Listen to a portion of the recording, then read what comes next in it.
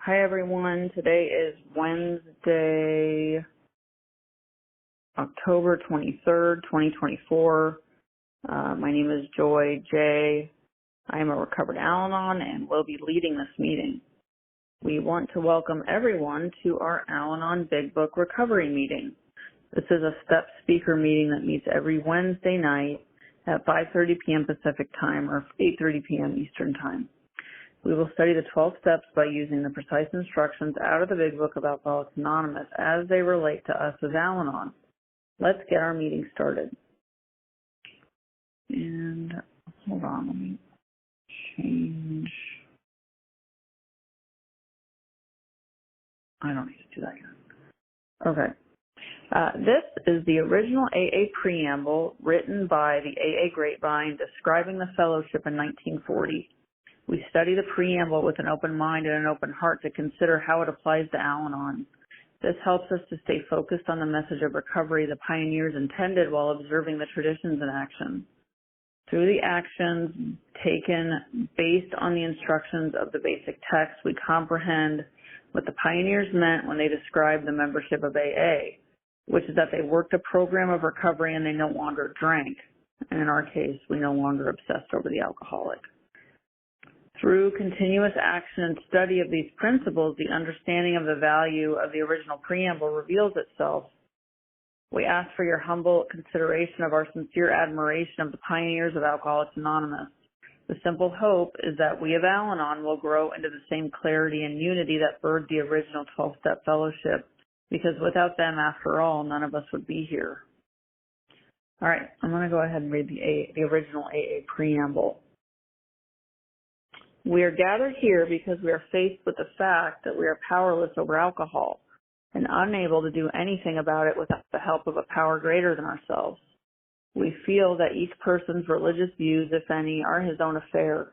The simple purpose of the program of Alcoholics Anonymous is to show what may be done to enlist the aid of a power greater than ourselves, regardless of what our individual conception of that power may be. In order to form a habit of depending upon and referring all we do to that power, we must at first apply ourselves with some diligence. By often repeating these acts, they become habitual, and the help rendered becomes natural to us. We have come to know that as alcoholics, we suffer from a serious disease for which medicine has no cure. Our condition may be the result of an allergy, which makes us different from other people. It has never been permanently cured by any treatment with which we are familiar. The only relief we have to offer is absolute abstinence, the second meaning of AA. There are no dues or fees. The only requirement for membership is a desire to stop drinking. Each member squares his debt by helping others to recover. An Alcoholics Anonymous member is an alcoholic who, through the application of and adherence to the AA program, has forsworn the use of any and all alcoholic beverages in any form. The moment he takes so much as one drop of beer, wine, spirits, or any other liquid containing alcohol, he automatically loses all status as a member of Alcoholics Anonymous. AA is not interested in sobering up drunks who are not sincere in their desire to stay sober for all time. Not being reformers, we offer our experience only to those who want it. We have a way out on which we can absolutely agree and on which we can join in harmonious action. Rarely have we seen a person fail who has thoroughly followed our program. Those who do not recover are people who will not or simply cannot give themselves to the simple program. Now, you may like our program or you may not, but the simple fact remains that it works, and we believe it is our only chance to recover.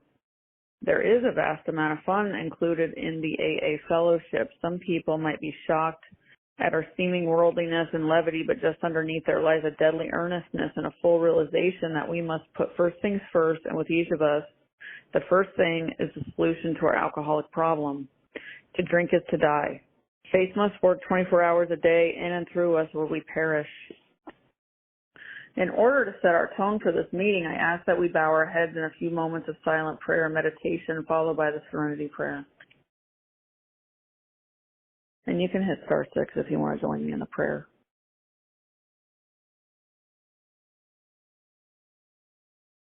God, grant me the serenity to accept the things I cannot change, the courage to change the things I can, and the wisdom to know the difference. Thy will, not mine, be done. I wish to remind you that whatever is said at this meeting expresses our own individual opinion as of today and as of up to this moment. We do not speak for AA as a whole, and you are free to agree or disagree as you see fit. In fact, it is suggested that you pay no attention to anything which might not be reconciled with what is in the AA Big Book. If you don't have a Big Book, it is time you bought one. Read it, study it, live with it, follow the directions in it, and learn what it means to be an AA. And that's the end of the preamble. A sponsor is anyone who has a psychic change as a result of working the steps and has the willingness to work with others. For those looking for a sponsor to guide them through the steps, please stay tuned and have your pens ready to record phone numbers immediately after the meeting. Each Al-Anon group ought to be a spiritual entity having but one primary purpose, that of carrying the message to the Al-Anon who still suffers. This is our primary spiritual aim. Our job as a group is to provide people with a place to learn about and work the steps. It has been our experience that working the steps consistently provides us with a better, saner life. We consider all else to be an outside issue. This includes personal problems. The proper venue for sharing such problems is with a sponsor. This is, after all, where real recovery takes place, in working the steps with a sponsor. We are just so glad we're all here, and we're all here because we're not all there. And there will be a period of fellowship after the meeting. If you have questions, if you need a sponsor, if you need to check in or get current, or if you want to discuss other literature, please stick around for the fellowship. That would be a better time for these subjects. Okay, so we are going to cover tonight, because October has 5 Wednesdays in it, I'm going to get an extra day next week to kind of, I'm hoping have a little more time to cover step 12, because that's always something I get a little bit rushed through when I do step speakers, is that I never feel like I have enough time for step 12. So I kind of next week on that 5th Sunday would like to just be able to have the freedom to go through chapter 7 and not be so rushed. So that'll be nice. And so tonight, we might get into some step 12 tonight. We'll see. But I want to cover steps 10 and 11 tonight. And before we do that, if there's anybody new, I just want to maybe just recap real quick some step 1 stuff, just because that's, you know, the rest of the stuff isn't going to be that important if you don't know if you belong here or not. And so when we go back to step 1, and they spend a lot of time at the beginning of the book talking about step 1, the doctor's opinion talks about the physical allergy that an alcoholic has, which is not what we have as Al-Anons. It's important for us to understand as family members what the physical component of alcohol does to the alcoholic. It's not something we relate to very much. We do maybe have a body problem in the fact that when, you know, maybe we don't know how to take care of ourselves really well. You know, when we're obsessing over the alcoholic, we are just so focused on that. We don't really practice self-care. We have a tendency to have runaway thoughts, a loss of control that happens in our thought process around, and there's no normal thinking. And so step 1 for the Al-Anon is also the same step 1 for the alcoholic. So we admitted we were powerless over alcohol, and that our lives had become unmanageable. So the two parts they're talking about there. They're talking about powerless over the body, because for an alcoholic, once they take that first drink, there's a loss of control that happens, and it ignites a phenomenon of craving where they keep going and going and going. They can't really tell you when they're going to stop. It's kind of like drinking salt water. You know, if you're thirsty and you drink salt water, it's not going to fulfill your thirst. So you just keep drinking more. nothing really happens. And so, but for family members, we also have no control over how alcohol affects the alcoholic's body. And so we're powerless over alcohol because we don't have, there's a loss of control there for us too, where we get, our thoughts start running away with us too. There's a loss of control in our thought process. Once we try to start controlling and managing them, the unmanageability, so the second part of step one references the unmanageability, which is the mind problem. And the mind comes first and foremost. And even if you get into there are some questions on page 44 that are going to help us diagnose ourselves. And it's very simple stuff. Anyone is welcome in Al-Anon that has a family member, a loved one that, they think has a problem with alcohol, and that can be past or present. But there's only a certain group of us that actually need the steps, and that, these are the family members that they can't control it. They can't control trying to control and manage the alcoholic. And then their life is unmanageable because they have this mind that even though they don't want to control this other person, they always go back to doing it, even though they say they're not going to, swear up and down, take a solemn oath, whatever it is. We always go back. And that means that we've lost the power of choice. We don't have a choice anymore.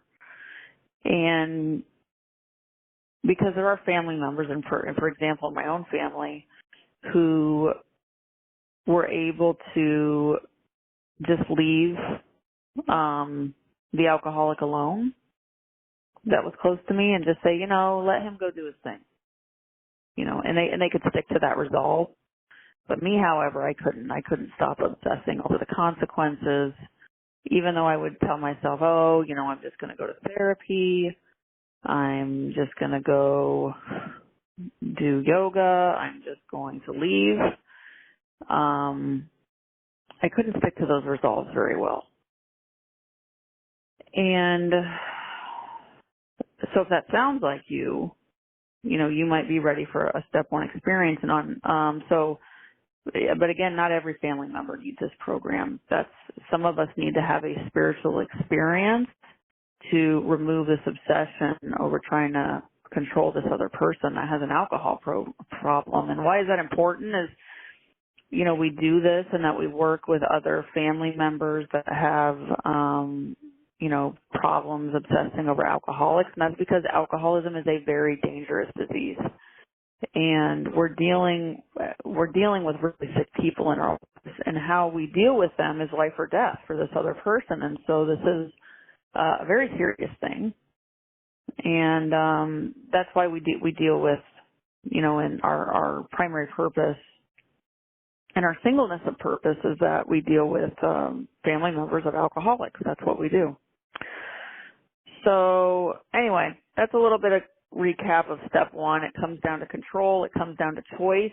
Can I control it? Can I control my mind once I start obsessing over the alcoholic? And do I have a choice, or does my mind always take me back to obsessing even though I swear up and down that I'm not going to? Is it like I have this broken brain that takes me back to the very thing that's hurting me? That's a very simple way to lay it out. So anyway, I just wanted to go over that a little bit prior. And again, if I can see that, then if I'm lacking power, if I can see that I'm powerless over the alcoholic and that I have this unmanageable mind, then I'm going to have to get power, and that's going to be through developing this idea of a power greater than myself that I'm going to give my life over to. And I'm going to let God drive the ship. That's the deal that I'm making. Step 2, step 3, that God is going to take care of this problem that I have. But there's things that I'm going to have to do. I'm going to have to go through with the rest of the steps. I'm going to have to listen to my sponsor. I'm going to have to help other family members of alcoholics. That's the deal I'm entering into with God. So, okay, so just to get into what we're gonna cover tonight. So we're gonna start at step 10, which is we're in the chapter Into Action. This chapter covers steps 5 through 11. They spend quite a bit of time, and you can go back and listen to the other recordings. They are posted on YouTube. I'll kind of give the information at the end of the meeting. So if I'm just going to pick right up at step 10. But there are other recordings of the previous steps. So let me get to my book. I'm going to do this.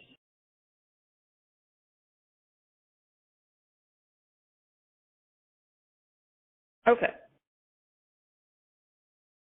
So I'm on page 84, and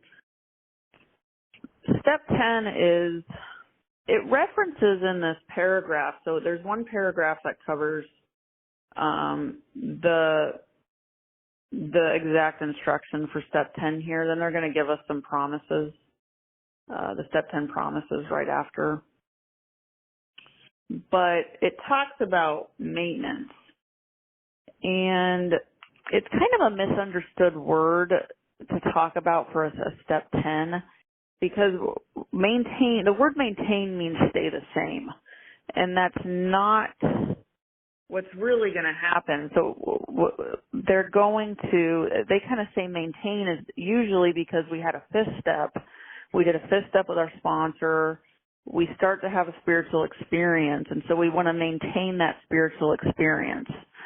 We should start at least being willing to start the amends process, that we're experiencing some freedom and getting tapped into this power. So we want to maintain that. But what really happens in step 10 is that we're going to grow, because there's no way that I can look at these defects on a daily basis and let God work on them. There's no way I'm going to stay the same. I'm gonna grow closer to this power. So let's go ahead and break this down. So it says this thought brings us to step 10, which suggests we continue to take personal inventory and continue to set right any new mistakes as we go along. So they're already saying we're going to continue to take personal inventory. So that's step 4, right? It says we vigorously, there's this word vigorously, which means with passion,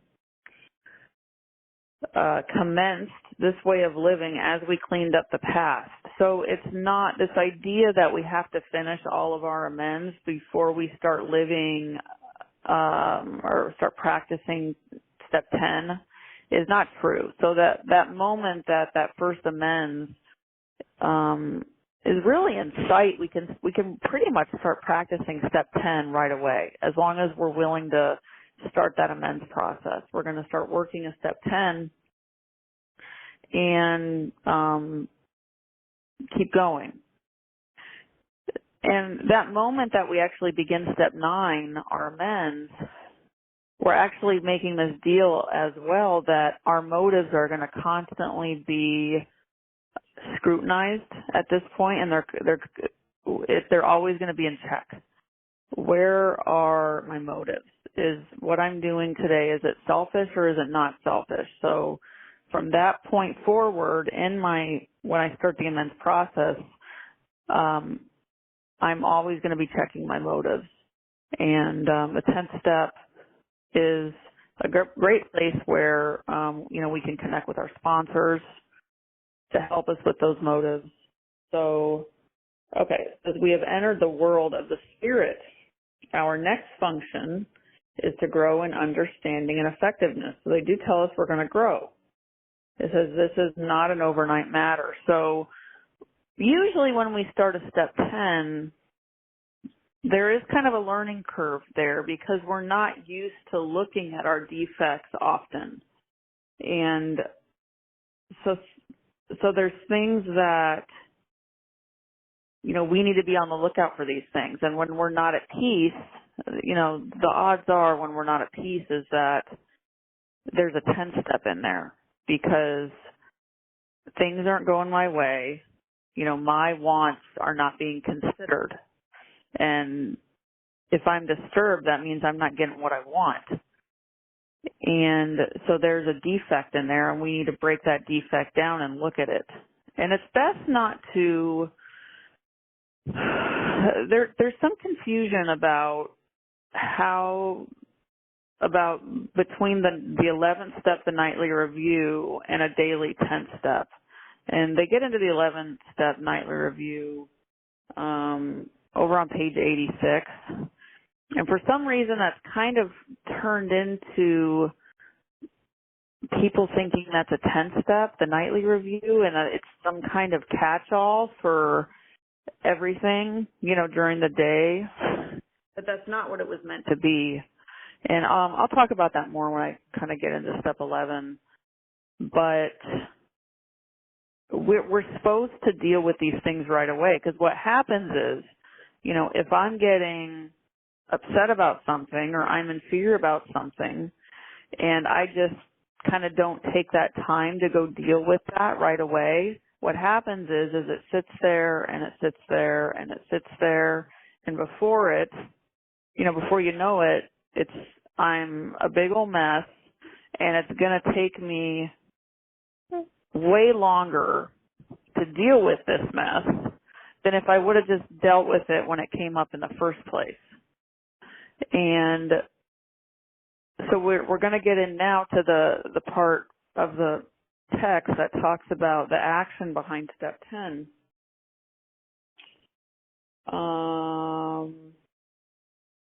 And going back to this is not an overnight matter.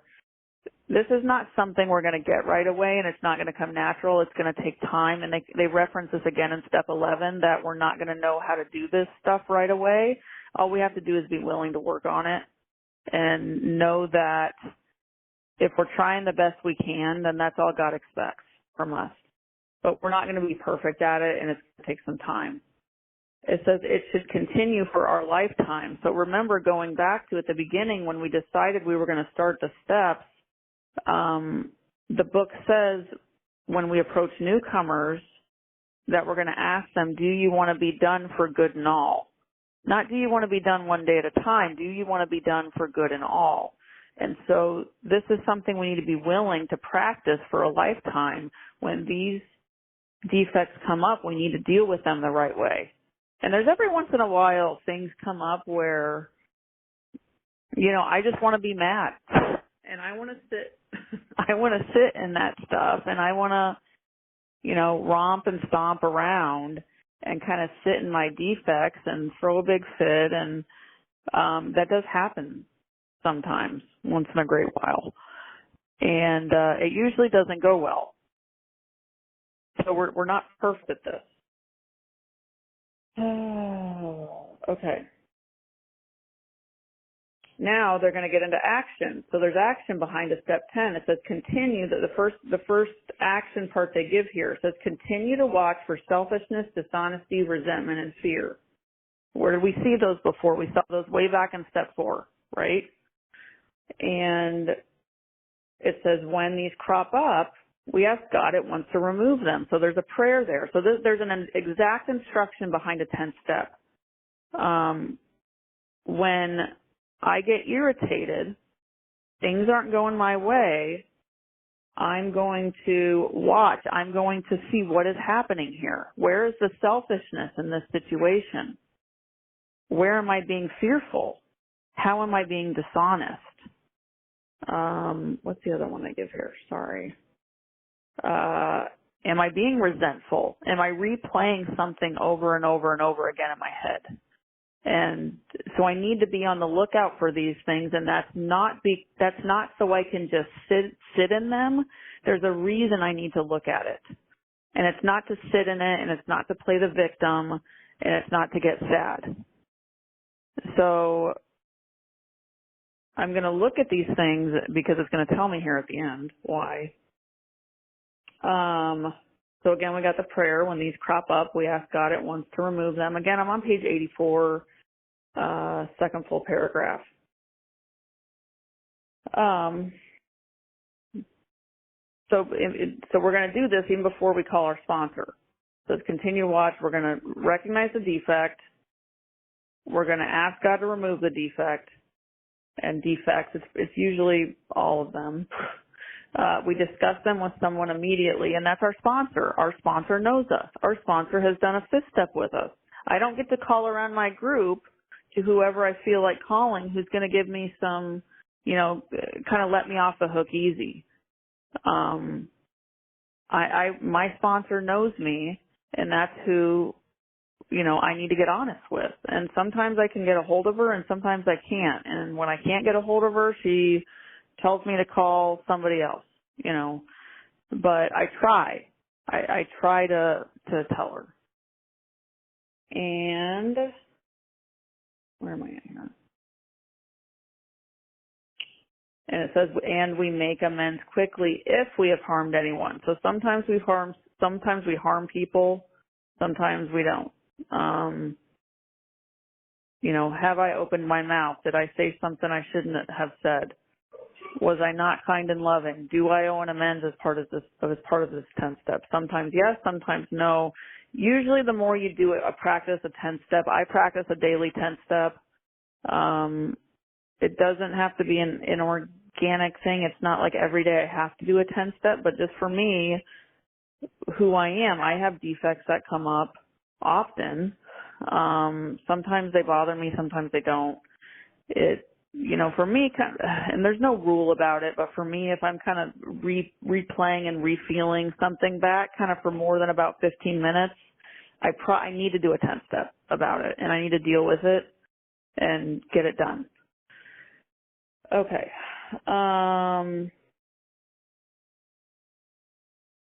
It says, then we resolutely turn our thoughts to someone we can help.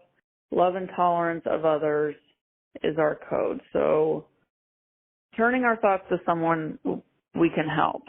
So what happens is God is disciplining us through a 10 step. In that back in step 6, we saw some certain truths about ourselves that maybe we didn't like, the selfishness, all that column 4 stuff, the dishonesty. And we asked God in step 6, please take these shortcomings. We were prepared to let God work on these things for us in 6 and 7, and we recommitted to doing the rest of the work of the program. And so when God removes selfishness from me, He doesn't just leave an empty hole. It has to be filled with something. It has to be filled with an unselfish act. So this part of the 10th step that says, resolutely turn our thoughts to someone we can help, what I think they're talking about is that my job is to find another Al-Anonic family member to help. Because God has given me a gift that I am starting to be freed of this obsession on the alcoholic, and I am now specially qualified to help other family members. If we go back and we're not at step 12 yet, but by this point, we're starting to have a spiritual experience. We should be starting to have a spiritual experience at this point. We should be starting to be willing to work with other people. I worked with other people right away because, if you look at step 12, it says having had a spiritual awakening. We tried to carry this message to other family members and practice these principles in all our affairs. So it says having had a spiritual awakening.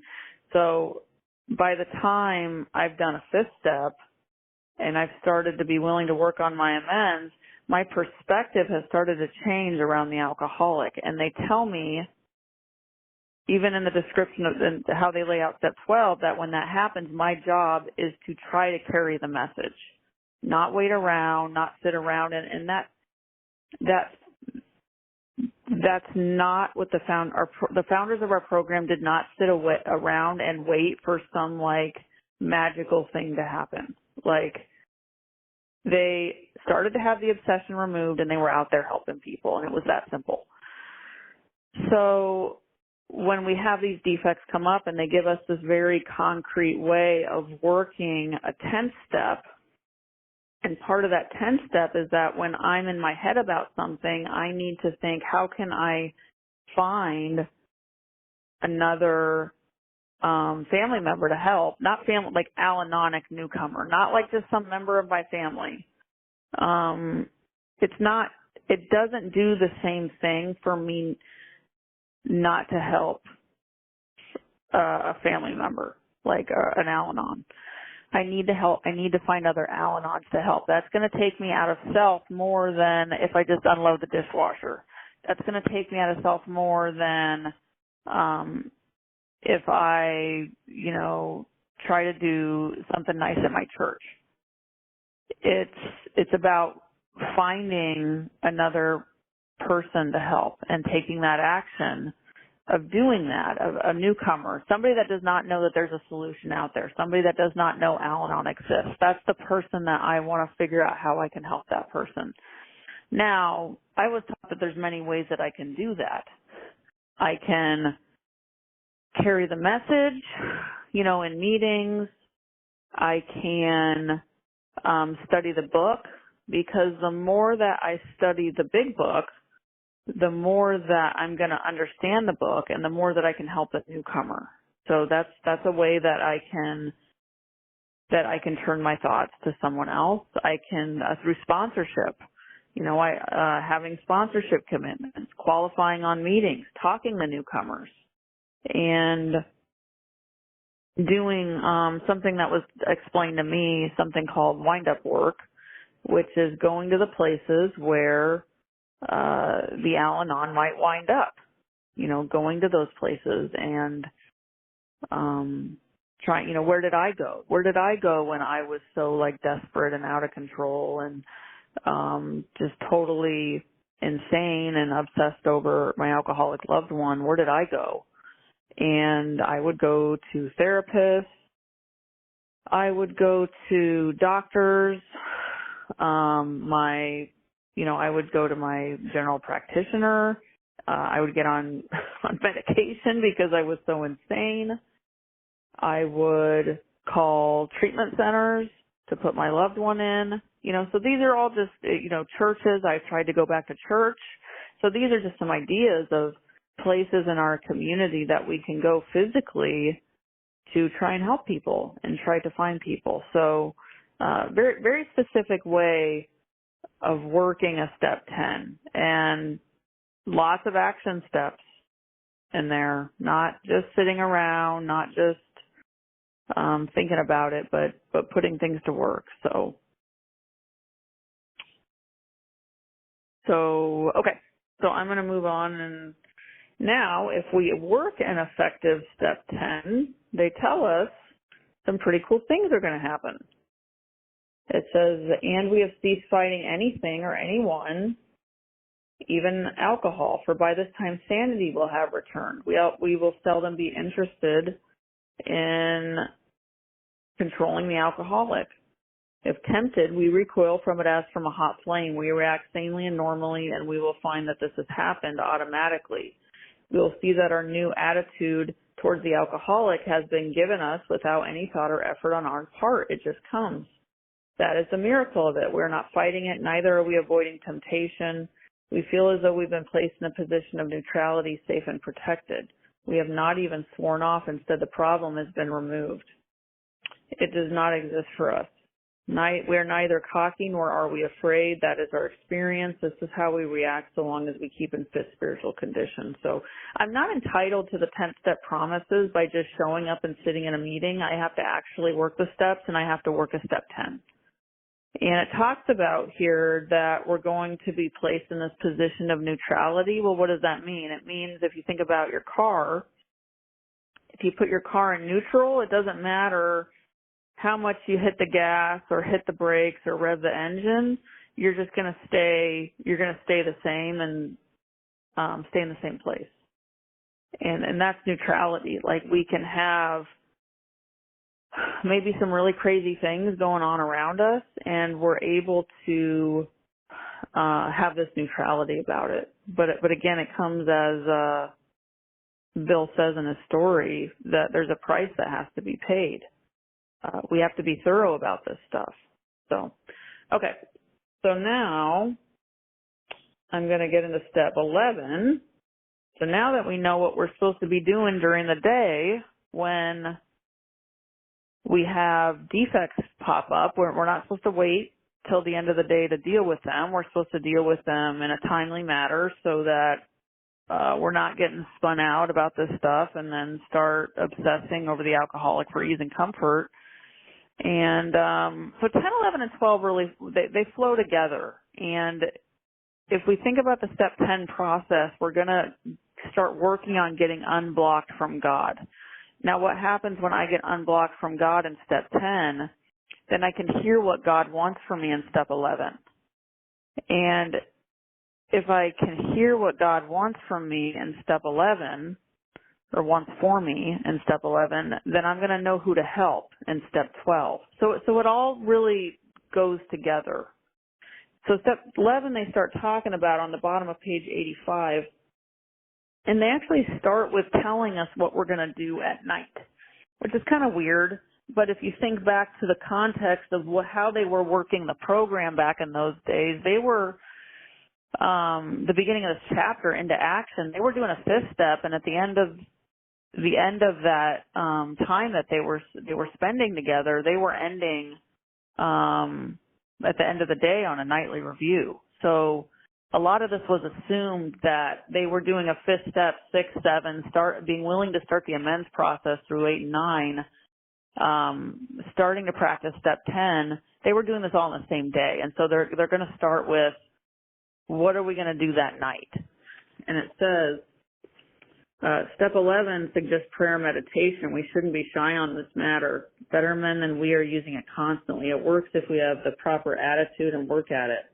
It would be easy to be vague about this matter, yet we believe we can make some definite and valuable suggestions. When we retire at night, we constructively review our day. So not destructively review our day, which is what a lot of us want to do. We're going to constructively look at it. And if we think back to the language is kind of similar to how Bill writes about the inventory. None of this is supposed to be an emotional process. It's supposed to be fact-finding. And so we're going to take a look at our day constructively. And what the nightly review is really wanting to know is, how effective was I at working a step 10? And they ask us all these questions in the nightly review, and kind of similar to, and Bill has similar writing style throughout the steps, in that he likes to ask a bunch of questions at certain points when he wants to check that we're being honest. And so he says, were we resentful, selfish, dishonest, or afraid? Now, if we were, there should have been a 10th step earlier in the day about that. So this nightly review stuff should be very simple. It should not be paragraphs and paragraphs of writing like, oh, I did this today, I yelled at my kid today, I did that. That's not what it is here. It's not a catch-all. If we're not working a thorough step 10, then this step 11 nightly review is a big old mess. So, do we owe an apology? Have we kept something to ourselves which should be discussed with another person at once? So, did I have something come up? Did I talk to my sponsor? Were we kind and loving toward all? That one's always a tough one because, were we kind and loving? That's easy to say yes to, but then it adds in toward all, and that gets a little, that one's a little dicey. What could we have done better? Were we thinking of ourselves most of the time, or were we thinking of what we could do for others, of what we could pack into the stream of life? So they're basically asking there, was I living in self all day, or was I contributing? Was I doing God's will and adding to life? But we must be careful. They're going to give us a prayer here. We must be careful not to drift into worry, remorse, or morbid reflection. for that would diminish our usefulness to others. After making our review, we ask God's forgiveness and inquire what corrective measures should be taken. So this is supposed to be, again, we're constructively reviewing our day. Was I thorough? Did I work in effective step 10? Was I honest? Is there something I missed that I need to discuss with my sponsor as soon as I can?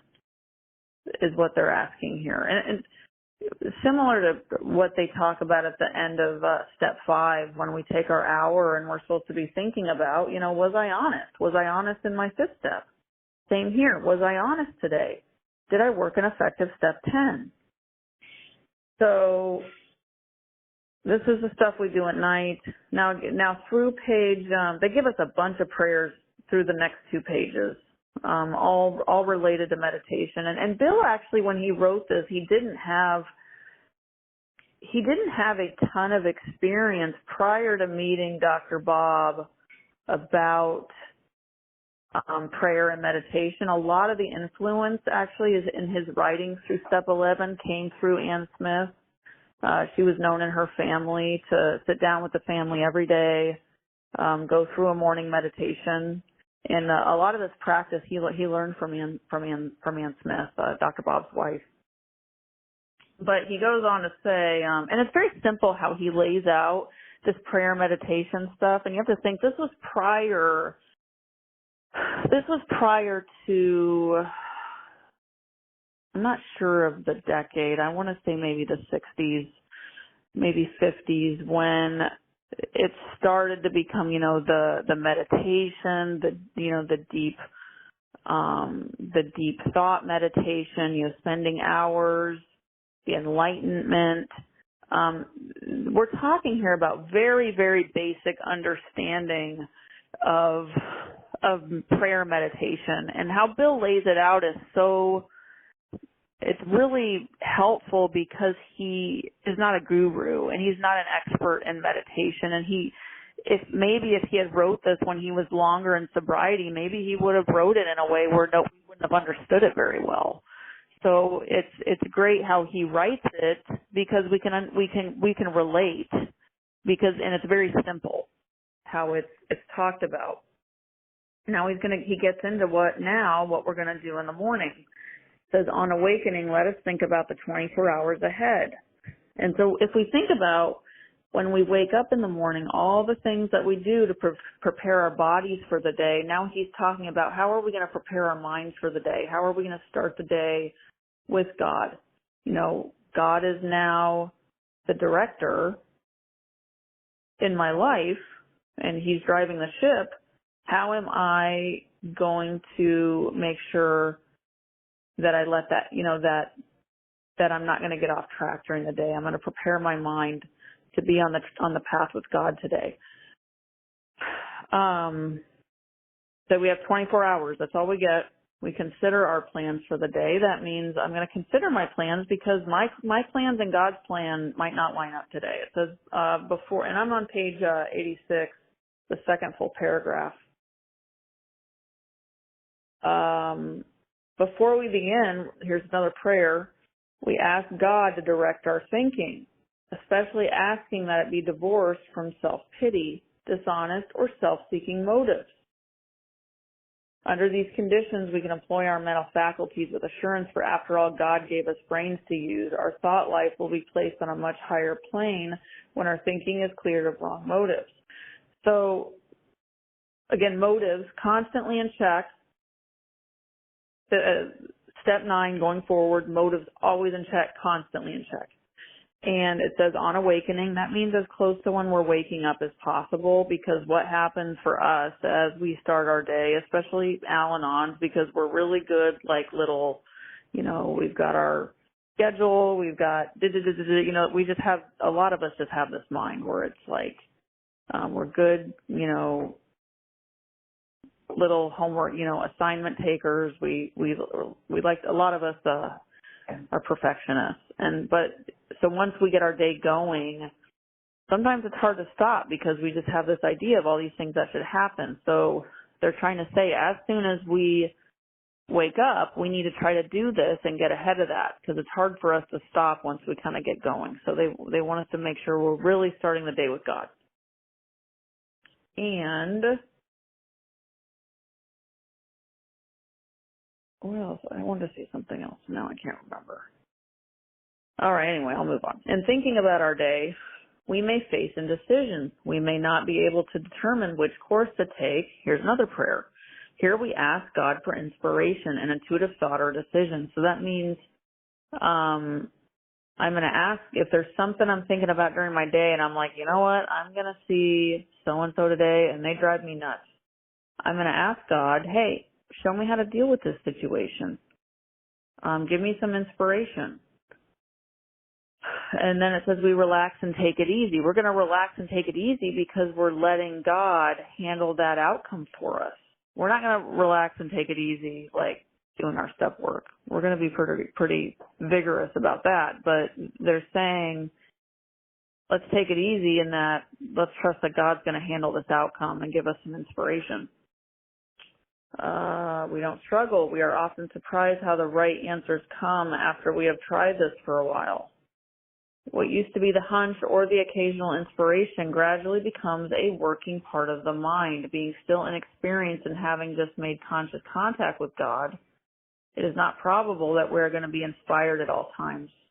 We might pay for this presumption on all sorts of absurd actions and ideas. Nevertheless, we find that our thinking will, as time passes, be more and more on the plane of inspiration. We come to rely upon it. So, they're saying that this is going to take practice and that I'm not going to be good at this right away, and that prayer, more so meditation, prayer isn't, well, they'll kind of talk about in the next paragraph, the way that we pray, which is usually different than what we've been doing. But meditation can be very difficult for people, and that's very, very common. God kind of meets you where you're at with it. It only takes a few minutes a day, and you can start learning how to listen to God.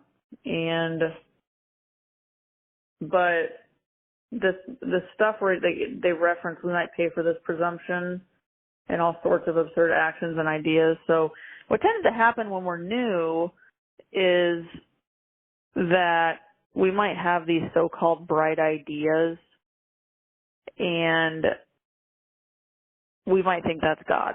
And that's why we have a sponsor, and that's why we run stuff by our sponsor, is to see, is this me or is this God? Is this bright idea that I'm getting in prayer and meditation, what's going on here? Is this me or, so that's why it's important to run stuff by our sponsors.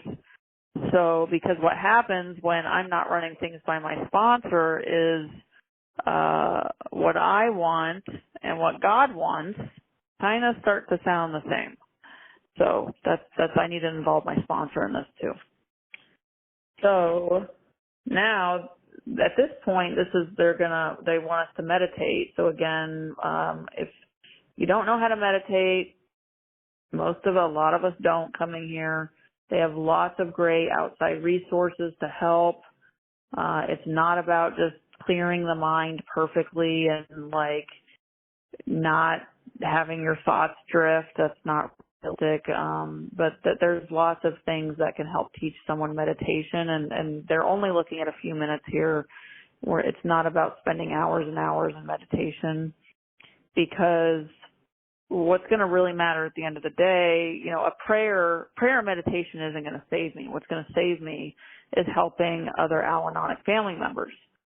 So, but this is part of it, in that I need to know what God wants for me and what I need to develop this relationship that I have with God. Because if now this decision I made in step 3, God's going to drive the ship of my life, is that this relationship is now the most important relationship in my life. And how am I going to grow that relationship? By communicating with God. Same as if it were my husband. I don't think my husband would be super impressed if I only talked to him and communicated with him, once a day. So we're going to constantly be involving God all throughout the day. But here they're still talking about what we're going to do in the morning. Next paragraph says we usually conclude the period of meditation with a prayer that we've shown all through the day what our next step is to be, that we be given whatever we need to take care of such problems. We ask especially for freedom from self-will and are careful to make no requests for ourselves only. We may ask for ourselves, however, if others will be helped. We are careful never to pray for our own selfish ends. Many of us have wasted a lot of time doing that, and it doesn't work. You can easily see why. A lot of us that don't know how to pray the right way, we like to pray like, God, give me this. God, please give me this car. Please get me that guy. Please get me the right job. And that's not what they're talking about here. They're saying that the only way that I get to pray is if others, for myself, is if others are going to be helped. And so no more selfish praying. The other prayers we're pretty used to doing too is, we usually get ourselves into some bad situations with alcoholics, and we'll pray and ask God, please get me out of this situation. Some of us do that too. So no more selfish praying. We're going to have to learn how to pray, basically just for the needs of other people. Okay. Next paragraph, they kind of just go over who we can pray with. If we have religious prayers, we can do those in addition to what the book is telling us to do too. But again, in addition to. All right, now they've covered what we're going to do at night for step 11, what we're going to do in the morning. Now they're going to tell us what we're going to do throughout the day. So it says, as we go through the day, we pause when agitated or doubtful. So it says when agitated or doubtful, because they know that we are going to get agitated or doubtful. Fantastic time to be doing a 10 step when we're agitated or doubtful. And we're going to ask for the right thought or action. And then we constantly remind ourselves we are no longer running the show. That's step 3. Humbly saying to ourselves many times each day, thy will be done. And then we are then in much less danger of excitement, fear, anger, worry, self-pity, or foolish decisions. We become much more efficient. We do not tire so easily, for we are not burning up energy foolishly as we did when we were trying to arrange life to suit ourselves. And one of the things I remember about living in my illness was that it took a lot of energy for me to try to control everything and try to run the show and try to run the alcoholic. It was pretty exhausting. I remember how tired and exhausted I would be at the end of the day. It says it works. It really does. We alcoholics are undisciplined, so we let God discipline us in the simple way we have just outlined. But this is not all. There is action and more action. Faith without works is dead. The next chapter is entirely devoted to step 12. So we're going to get into step 12 next week. I'm going to dedicate the whole hour to step 12. And, it says we alcoholics are undisciplined. So that's what they're really doing through steps 10, 11, and 12 is we are learning how to become disciplined. God is disciplining us through steps 10, 11, and 12. And, okay, I think I'll wrap up with that. So, all right, I'm going to go into our closing.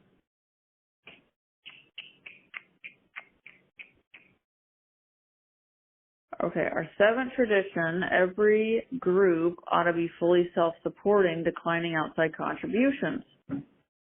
This group does not have a payment structure in place and currently requires no overhead expenses.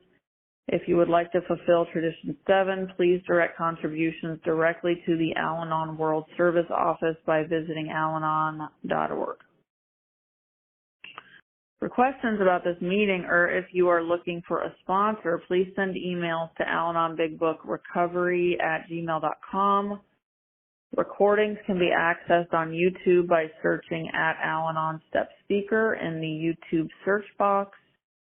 If you are interested in other Al-Anon meetings that follow the Big Book, please visit AlanonBigBookSolutionGroup.org. This is, and I'm going to read from the Big Book, page 164.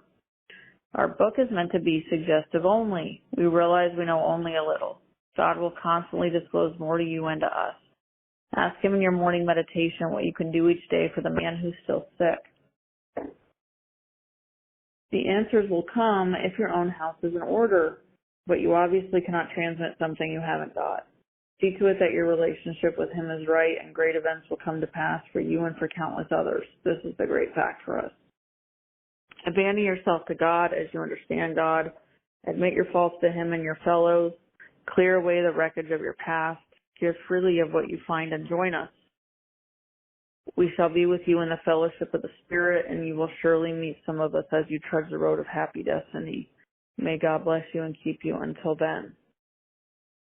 Now let's have a moment of silence for the Al-Anon who still suffers, followed by the Lord's Prayer or a prayer of your own choosing said in silence.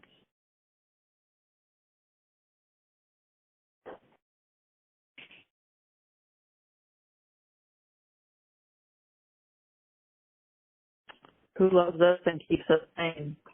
Our Father, who art in heaven, hallowed be thy name. Thy kingdom come, thy will be done, on earth as it is in heaven. Give us this day our daily bread, and forgive us our trespasses, as we forgive those who trespass against us. And lead us not into temptation, but deliver us from evil. For thine is the kingdom, the power, the glory, forever and ever. Amen.